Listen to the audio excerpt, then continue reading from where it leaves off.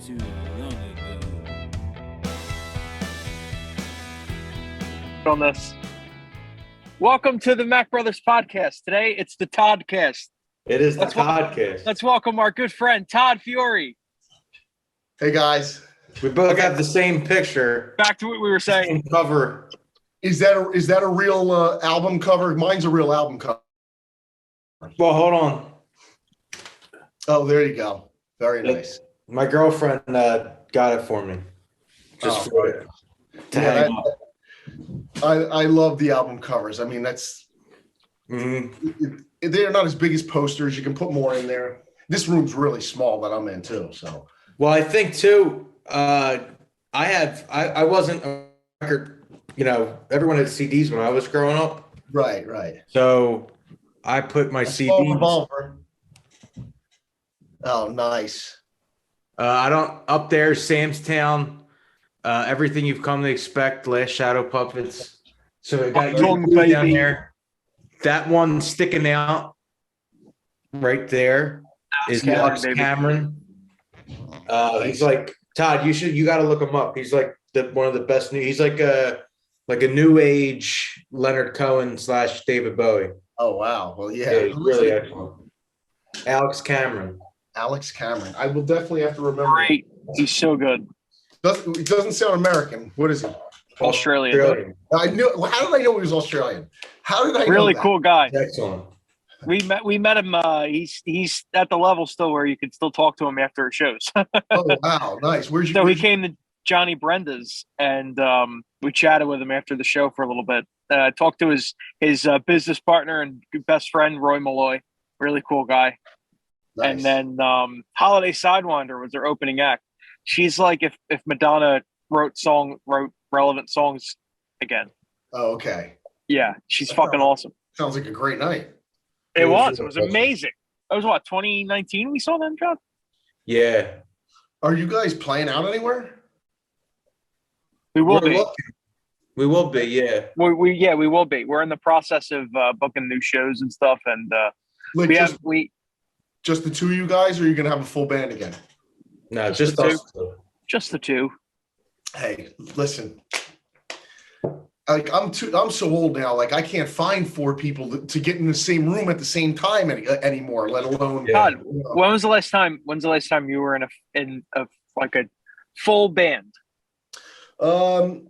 So I guess the last time I was in a full band was more hosting an open mic. Me and a couple of guys hosted an open mic for like a year or two. Oh, okay. And that was kind of the last time because it was cool because it was like we would come with everything. It was at you ever been up to the Oaks Exposition Center like in Oaks, PA? I've actually in my travels recently have seen billboards Okay. that say Oaks Convention Center or whatever. In that same shopping center is this entertainment complex called Arnold's, and they have this ridiculously unbelievable stage in there. So we hosted an open mic for a while because my buddy that was a bass player in the band did pro sound for a number of years. So he would do the sound, we'd have everything set up, and it was a full band. So when people would come out to it's not like you would get up there with an acoustic by yourself. Like you would get up there and we would play with them. So people got to experience like going to an open mic, but also playing in a full band basically. And it was pretty cool for a while, but then just like everything else, it fell apart. That was Time does that, doesn't it? yeah, that was like 10 years ago. It was like 8 years ago because I remember one of the days we did it was the 30th anniversary the 20th anniversary of Kurt Cobain dying. So it had to be like 2014 or 2015. Oh, that must have been a morbid night. Yeah, that was a fun night. Everyone trying their own rendition of Something in the Way. Todd, overrated or underrated Nirvana?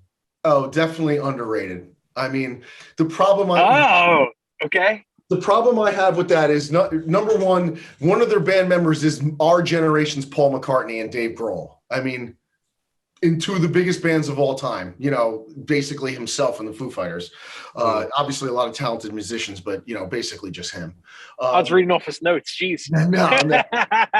And see, the other thing is I'll never forget. There's only a few albums, a few songs, a few times that you remember exactly where you were when you heard something for the first time. And I will never forget.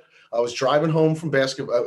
I was 15 years old. A friend of mine was driving me and a couple other guys home from basketball practice. And he always was like, had the scoop on new bands. And he's like, dude, you guys have to hear this. These guys are going to be huge. And he put on Smells Like Teen Spirit. And I was just blown away. Because like 15 years old in 1991, you have to understand, like the only thing that I had growing up was like Metallica, Guns N' Roses. Yeah. Now I've gone back and I love all those 80s like English or alternate bands. Like the Smiths are one of my favorite bands, but that was like my sister's favorite band. I hated them in the 80s. I was listening to Metallica and Guns, and all that kind of stuff. So but I was, obviously grew up loving the Beatles and all the classic rock. So I know it's not an amalgamation of all of that, but, grunge kind of was like taking all the influences that I grew up with and kind of putting them into something new. And I do think they're underrated just because I think, honestly, it's because of the time I grew up, honestly, because they were so big and you couldn't avoid them. And, it was all before this multimedia crap.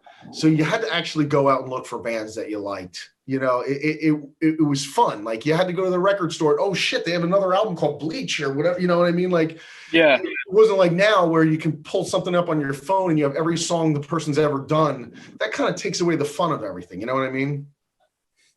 But I'm kind of. I agree. I definitely agree with that. Yeah. Somebody puts an album out, you could barely even see what the cover art is anymore. Right, and there's no. What I don't like either is there's no like albums anymore. Like I don't think producers or bands take into consideration the sequence of the tracks anymore because nobody listens to full albums. Dude, when I was a kid, I shit you not, I would put on side A of Appetite for Destruction. And once that ended, I'd turn side B over, hit play, and just keep flipping that tape. You could listen to every single song all the way through. And I just don't. There aren't albums like that anymore that come out where. I will say this: I do feel like you have to be a kid to listen to side A and side B all the way through over and over again on Appetite for Destruction. Oh, absolutely, yeah. But again, I got a question. I was 12 years old in 1988 when that came out. It was like, so as a 12-year-old, Guns N' Roses are the craziest fucking thing ever. Because I think I was 11. I think I was 11 when I first started Guns N' Roses. And again, that's another one. And Johnny, I didn't mean to interrupt you, but again, I came home from school one day. I turned on MTV, which used to actually, I don't know, I know you guys don't believe this, but MTV used to actually be cool and play music videos. And I came home, and not many people remember this, but what's the goddamn first song? Welcome to the Jungle came out for like a hot second, and then God, why am I drawing a blank on Sweet Child of Mine? Child of Mine came out, and then I think literally Welcome to the Jungle came back out. And so the first thing I heard in the first video I saw was Welcome to the Jungle. And I come home, I'm 12 years old, I turn on MTV, and you hear that song start up, and you hear Slash play guitar like you never heard anybody play with that kind of like raw sexual emotion before. It just blew me away. It was crazy. What were you going to say, Johnny? I'm sorry. You were going to say something. I got a question, and I never thought of it until just now. And I said, so I never listened to an actual record before. Okay. Right. So when the way I listen to full albums, like probably more often than anyone my age, I would say. Yeah. And that comes, I guess, with the territory of being a musician. But I agree. I am fascinated with tracklist selection in the order of it. And like we have some things coming out in 2023 that are more than the EPs we've been putting out. They're going to be, we might as well say it. We have full albums coming out. And nice. the the track listing is so, it's half the battle for me. After the songs are done, the It's track. an art. Oh, it's definitely an art. My question is when you had an A side and a B side, did you look at it as the track list is 1 through 5 and then there's another 1 through 5? Or did you go, all right, so this is the first half of the album, now let's flip it, and that's the second half of the album? Like, Oh, it's fuck, I gotta flip this tape. yeah. That's a very good question. When I grew up, it was at the end of, literally at the end of records. And I grew up, actually, when the first thing I do remember, you guys are going to laugh because this is how old I am. I do remember 4 tracks. I do remember being or 8 tracks. I mean, I do remember being in cars and my parents having an 8-track, which was crazy. I was sort of at the tail end of records. So I was more like a CD, like 1 through 10 and 1 through 5, and then flip it on the other side. Cause like, you know, when CDs came out in the late 80s, early 90s, then I had to literally rebuy everything. I think Pearl Jam 10 was the first album that I had the tape, and I actually then bought the CD also because I had you know what I mean? I got a CD player. Yeah. So that's a cool first one to do that with too. Yeah. So and it's crazy when I got older, it was crazy when I thought, like, for guys your age, Pearl Jam was like Led Zeppelin to me. And that just blew my mind. Like, you know, like when I growing up in the 80s, yeah, like, Led Zeppelin was only 10, 15 years before that. And like you guys, you know, when you were, I forget, you know, when would you, Matthew, when would you have been like 14, 15? What year? Well, I'm 25 now and it's 2022. So 2011. Right. So like basically 20 years before that is 10 and Nevermind and all that. So yeah, basically like Pearl Jam and Nirvana to you was like, I remember as a kid, my parents would argue about Kurt Cobain when I was like, I'm saying like maybe 6 or 7. Yeah. Because my dad was a fervent like Nirvana hater. Because he's like, oh, Kurt Cobain is like, what miserable existence.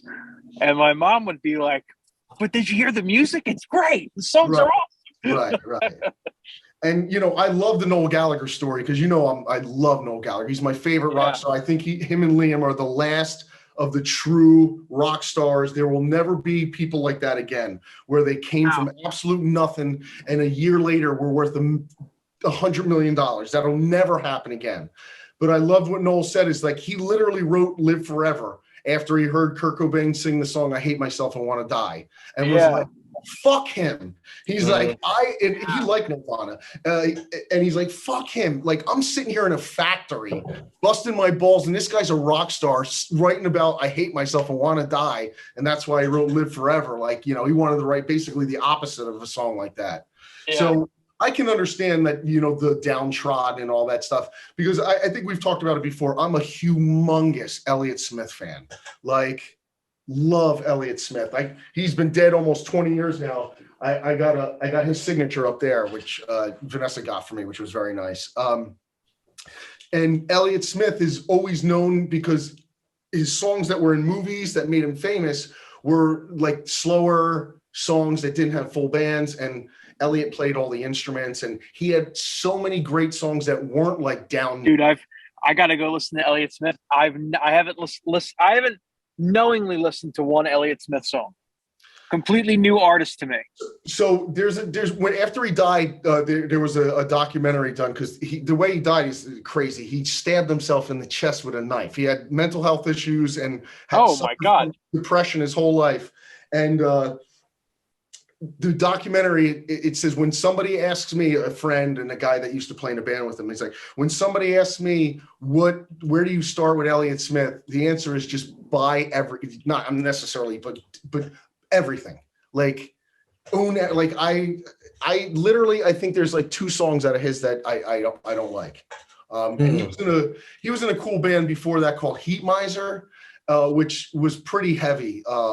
And they were a big band out west in Portland, when Portland had a really cool music scene in like the late 80s, early 90s. But you know, so I can understand why people don't like Nirvana because of the negative, you know, but that was kind of like what it was all about, you know. And well, after all the excitement of hair metal, it was probably a good counterculture to. And another fun story that I always remembered seeing in an interview was I forget the guy's name, but I think he was the lead singer for Warrant. I can't remember his name, but he remembered like 1989, like walking into the record company, the executive's office, and there's like cherry pie like poster behind the guy, and he's like, oh yeah. He's like, fuck yeah, man, we're on top of the world. And then 2 years later, walking in the next year, he walks in for their next album, and there's Alice in Chains Facelift behind the guy, and he's like, it's fucking over, man. It is over. And that's that's a true story. So when we were with previous iterations of our, like earlier in our career, some of the people that we were around were basically trying to suggest that hit songs, if you want to write a hit rock song or whatever it is, they need to basically sound like Creed, like post grunge, basically, or like Fuel, like that would be an example of like a rock song. Oh, is this the person that apparently did one thing that you're talking about? Yeah. And Rittenhouse Square. Rittenhouse Square. Well, not even just Rittenhouse Square, but like anyone else that was associated in that group. Not to name drop or anything, but we were pushed in that direction. I don't know why. It was just because these people are out of touch. I do want to say, Todd, the song that's associated with the one particular gentleman, you definitely know. I know exactly what song you're talking about. I know exactly who you're talking about. He knows who we're talking about. Okay. Exactly who you're talking about, and I know exactly what song you're talking about. We don't need to put it out there. We don't need to say it. No. We don't need to say anything. By the way, he wrote the song, and another band did the song, right? No. No. What's that? Apparently he wrote the drum part. He's not credited on anything. Oh, okay. Maybe we are thinking about something different. Are you talking about the main guy, the Irish guy? Yeah, no, I'm not talking about any of that. I'm not talking about any of those people. Oh, I was talking about.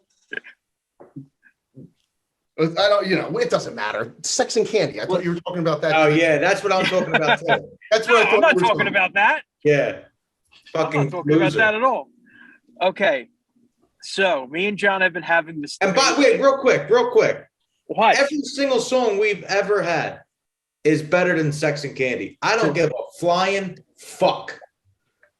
I feel the same way about the stuff that I put out, except for the country band, which I hated. But I just did that because I wasn't playing. That was a weird time. I just got engaged to Vanessa. I moved over to New Jersey. I wasn't really playing, and some friends asked me to be in a country band. I'm like, oh sure, but yeah. I mean, every single thing that I've ever heard of you guys. Every single thing I've ever heard you guys put out is way better than anything that's out there. Way better. That's coming out there today. That isn't if U2 puts out a new album, they might have a song or two better than you guys. No offense, but your shit is it's ridiculous. I'm taken. Thank you. Thank you, sir.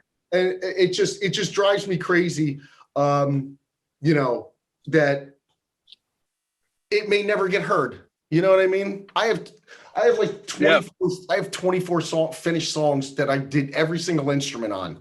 No one's ever going to hear that shit. No one's ever going to hear it. Somebody should hear people need to hear your stuff.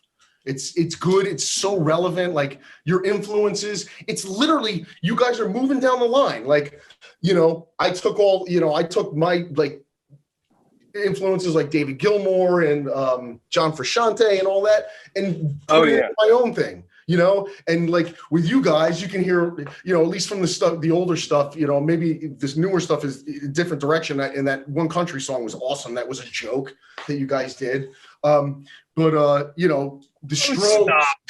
Strokes and the Arctic Monkeys, you guys took all that stuff and now you're making it in your own. And that's going to be something that would be great if some kid in 10 years would listen to and then turn that into whatever he wants to turn it into, But the music must be weird to be someone's influence. Must be a very weird thought.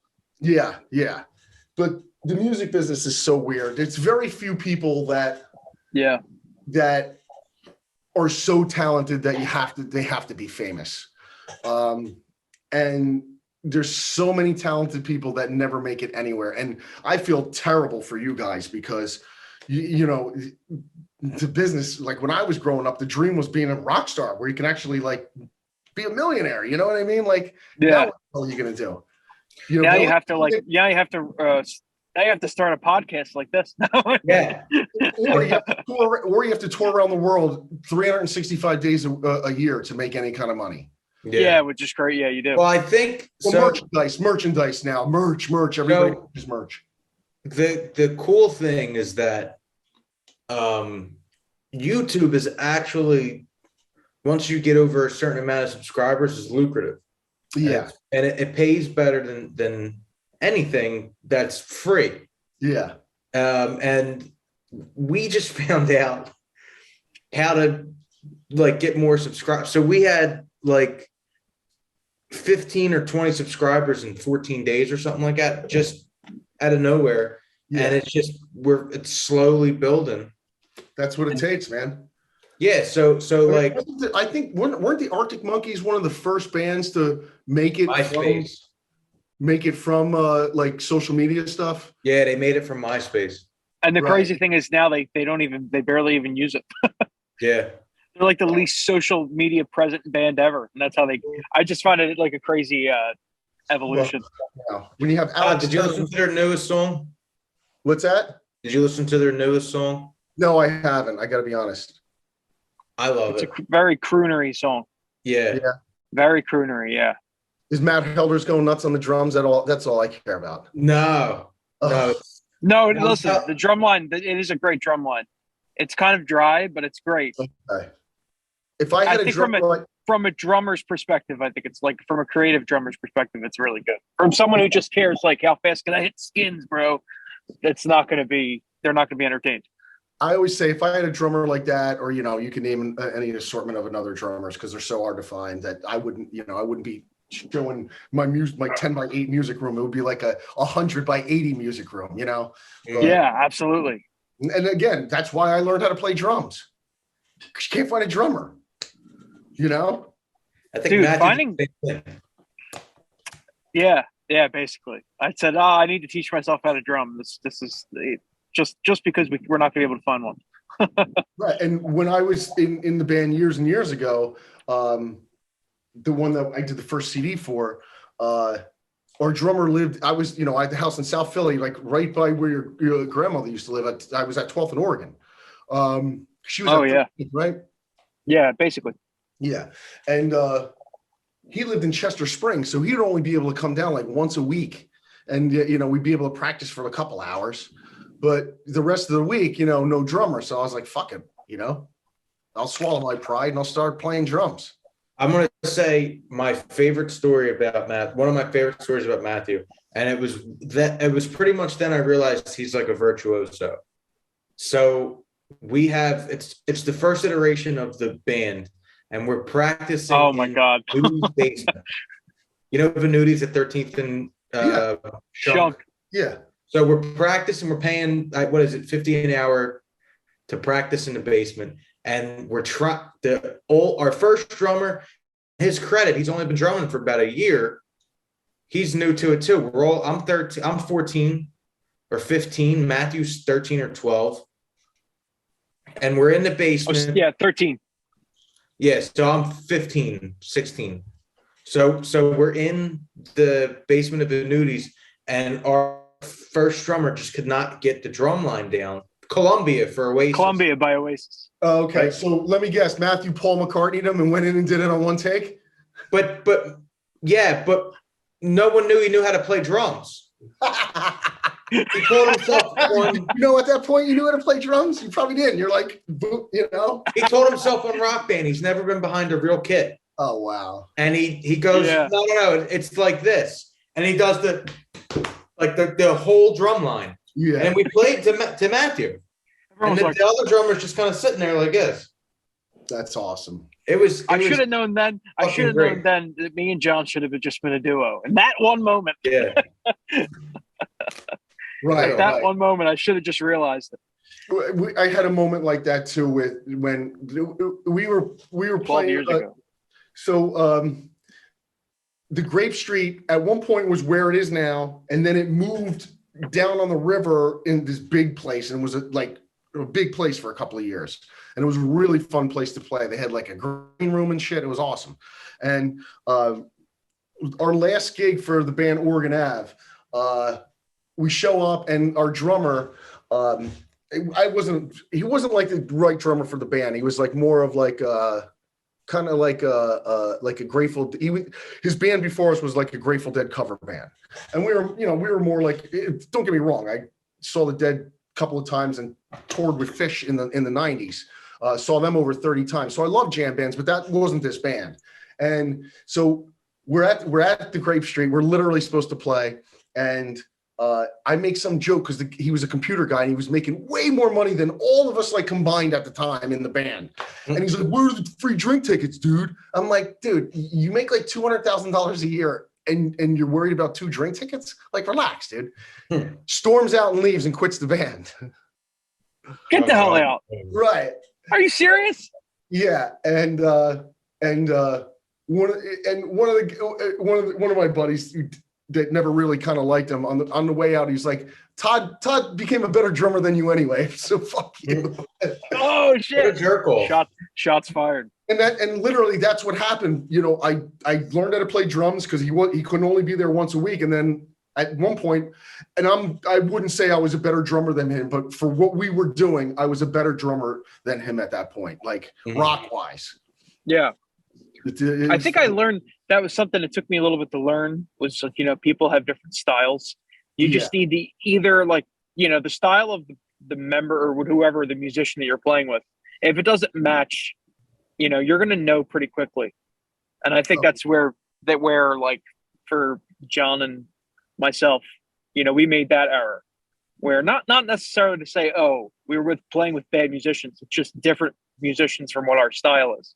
Oh yeah, like I can't even listen to that album because I don't like the drums on it. And when we recorded it, he brought his own drums, and his drums were a decent drum set, but like the studio had, you know, the quintessential the drum set that I have at my buddy Eric's house, Yamaha Stage Custom. I mean, nothing sounds. Every album you ever heard pretty much was recorded on a Yamaha Stage Custom drum set, you know, and the drums just sound like shit, and like it pisses me off. Yeah, you're like, oh, we have the perfect kit. Let's just play on this. Yeah. And the guy that was the sound engineer at the place was like a phenomenal drummer. And he's like, "Dude, I have these drums set up and I mic them and they're perfect." And blah, blah. And he refused, and the drums sound like shit. All right. So me and John have been having this debate. Okay. Over the past week or two since we texted you. And we were doing our over-under, so it kind of evolved from that. So me and John know, so our number one band is both U2. We know your number one band, at least the last time we talked to you, was Radiohead. Yeah. Is it still Radiohead? Well, so I always say that that the Beatles are always going to be my favorite band of all time. You know. Okay. I'm so old that like I don't know if I think if I told you this story before, I apologize, but like I was 4 years old on December 8th, 1980. And I remember waking up on December because John Lennon was shot at like 9:30, 10 o'clock at night. And I remember waking up the next day and my mother bawling her eyes out. And my 4-year-old mind couldn't understand why my mom was so upset about somebody she never met in her life. And she handed me Meet the Beatles. That was the end of it for me. Like I was floored. And so the Beatles are always number one, but they're so high on number one that my number you don't even consider it. My number two is really like my number one. For you, it's like, oh, of course they're my band, but yeah, I see what you're saying. And it's absolutely Radiohead because really Pink Floyd. I grew up really loving Pink Floyd. Like David Gilmour, I think I don't think he's obviously the greatest guitar player of all time because there's so many guys that play technically faster and this and that. But Gilmour, I've never heard anybody with the feel like David Gilmour has. His feel is unbelievable. And so I always associated Radiohead with my generation's Pink Floyd, with the experimental instrument. Oh, okay. And doing all that. So that's one of the reasons why I really clung on to them. And Johnny, it's funny that you were talking about albums and track listings because, I mean, I'm sure you remember or at least heard, their seminal album that is considered one of the greatest albums of all time, OK Computer, right? Mm. My favorite Radiohead album is one they put out, I think it was 2011, In Rainbows. Okay. That is a good album. Good. I like that album. And look this up on YouTube. It's called OK Rainbows. Tom York has never said this officially, but if you listen to it, it has to be right. If you play that album starting with the song on OK Computer, then starting with the first song on In Rainbows, and alternate that back and forth, those albums are meant to be played like that. Like first song OK Computer, first song of In Rainbows, second song of OK Computer. And when it goes from the song from In Rainbows into Paranoid Android, you're like, holy shit, Tom, this has to be, it's like the Pink Floyd thing with the Wizard of Oz. It lines up so well that it can't be a coincidence. It absolutely can't be a coincidence. Well, Matthew, I think that actually answered the question that we had. Yeah. John, what was the question we had? What we wanted to do was, so initially, it's safe to say that we never deep dived Radiohead. Yeah. And so I only know the singles and like Black Stars are like, that's that's my favorite Radiohead song. I just want to know what all the fuss was about. It's a great album. Yeah. That album, their second album is just unbelievable. That album. But the Bends. But I've worked them, and obviously they're incredibly talented, but nothing ever really grabbed me to where I had to stop and like look the song up and all that kind of stuff. So that's the question was, explain to us why they're like sell us on Radiohead was basically. So, it's more along the lines of the parallel with Pink Floyd. Their main guitar player, Johnny Greenwood, is just, you want to talk about a virtuoso musician. You watch some of their video live stuff, and I've seen them live multiple times, including the OK Computer Tour, Third Row Radio City Music Hall in April of '98. Best show I ever saw in my life. But Johnny, he'll have a guitar strapped to him, be playing a keyboard with a shaker in a microphone and switch, and just and his brother's the bass player, and he is just ridiculous. They just, everything just works so well with that band. They are so in tune with each other that when In Rainbows came out, you can look this up on YouTube too. They went to like a studio and literally played the whole album live. And that's the one thing about Radiohead that everybody complains. Oh, it's so this, it's so that. Dude, they recorded OK Computer live. When they recorded that album, it was live. That's crazy. Think about all that's going on in that album live. So they were like the Beatles, but the opposite. Like when the Beatles realized that they didn't want to tour anymore, they're like, shit, we can play anything we want. We don't have to reproduce it live. This is great. Radiohead did that kind of thing that the Beatles did, but actually did it where you can do it live. And it's because of the technology that was available. And being progressive like that, I just honestly, like I joke around. I say Tom York could take a shit and put it on a record and have a needle go around and skipping over the shit, and I would think it's the greatest song that ever came out. I just think the guy can do no wrong. And it's why, and I'm pretty sure he's got Asperger's, and it's a reason why if I ever had a chance to meet him, I never would, because I would never want anything to take away from the way I feel about it. And another band that I don't talk about a lot, but a guitar player that had a lot of influence on me growing up, and I've seen a gazillion times live, is Billy Corgan and Smashing Pumpkins. And yeah. I had the opportunity. I'm watching, John. What's that?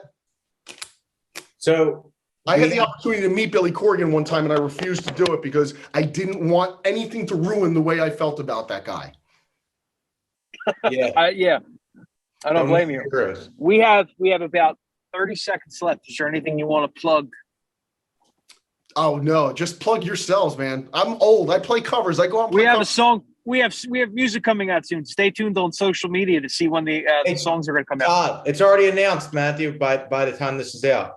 Oh, okay. Dude, I'd love to do this again sometime. I'd love to do September it. 30th. September 30th. September With the 30th. Double A side coming out. Okay. There Goes My Baby and Just a Summer Away. Todd, I guarantee they're going to be your two favorite Mack Brothers songs. Well, your father talks them up too. So, and I definitely trust his judgment in music. But Yeah. I'd love to do this again sometime, guys. We will. Toddcast number 2 will definitely. Podcast number 2 will happen. We're running out of time. Thank you, everyone, for watching. Thanks for having me. Subscribe. Todd.